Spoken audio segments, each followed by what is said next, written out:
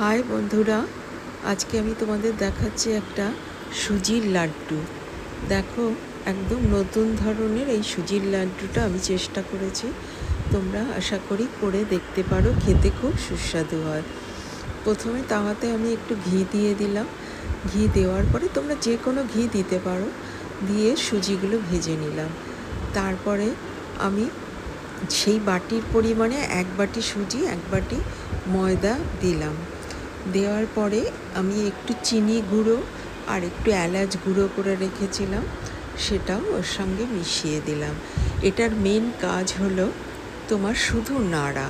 নিজে নাড়তে নাড়তে চিনি থেকে জলটা ছেড়ে আসবে, তারপরে আস্তে আস্তে রঙটা চেঞ্জ হবে। এবার তারপরও আবার গুঁড়ো চিনি আমি দিয়ে দিলাম।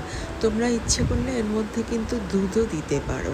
আমি দুধ দিইনি, আমি কিচমিচগুলোকে কেটে একটু দিয়েছি বেশি ভালো করার জন্য আর কি।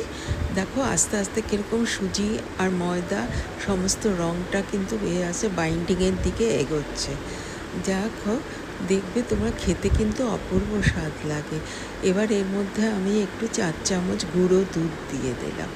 দেখো কি সুন্দর হয়ে গেল বাইন্ডিংয়ের জন্য, টেস্টটা আসার জন্য। তোমরা এর মধ্যে ইচ্ছে করলে খোয়া ক্ষীরও দিতে পারো, নারকেল গুঁড়োও দিতে পারো, খুব সুন্দর খেতে লাগে।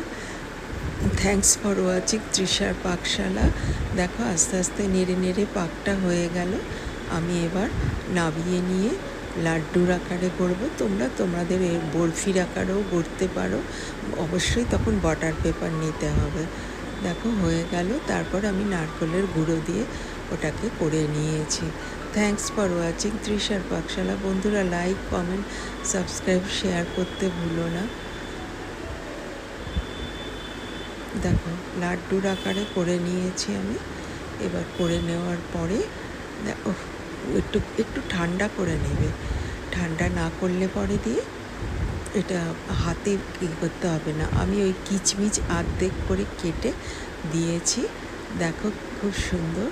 আর তো একটু একটু লিকুইড দুধ তোমরা দিতে পারো, আমি গুঁড়ো দুধ দিয়েছি, যার ফলে চিনির রসেই কিন্তু পাকটা হয়ে যাবে।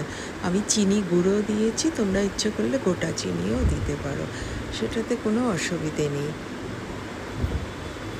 এবার দেখো, এই যে নারকেলের গুঁড়ো নিয়েছি, শুকনো নারকেলের গুঁড়ো, ওটা বাজারে কিনতে পাওয়া যায়। দেখো আমি গুঁড়োতে একটু মার্কি নিয়েছি ডেকোরেশনের জন্য। তোমরা এটা স্কিপ করতে পারো, সে বিষয়ে কোনো ব্যাপার নেই। দেখো কি সুন্দর হয়ে গেল।